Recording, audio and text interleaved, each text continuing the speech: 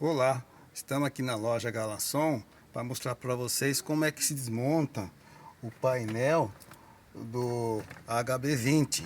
Então vamos lá, nós estamos aqui na loja Galançom para desmontar o painel do HB20 e é assim que a gente desmonta o painel do HB20, ó. Você vai ter que remover esses dois defletores de ar aqui, ó. Esse e esse aqui. Como faz? Tem que ser colocado a espátula primeiro aqui, ó. Aqui até e vai subindo. Aí ele salta, porque tem que destravar essa primeira trava aqui, ó.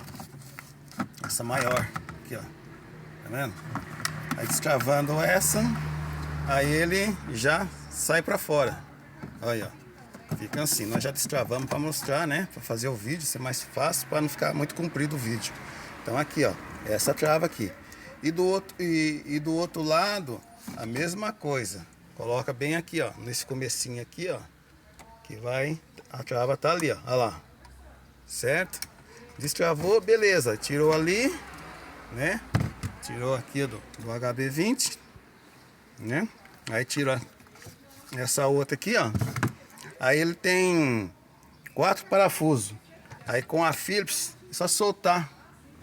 Um que tá aqui, ó, e o outro aqui. Soltou esses dois desse lado e outro dois desse outro lado aqui, que é o lado esquerdo. Dois do lado esquerdo e esses dois parafusos do lado direito. Aí soltou, aí é só puxar mesmo, pessoal, pra cá, pra frente aqui, que ele sai. Valeu a dica como desmonta o painel do HB20? Beleza, um abraço.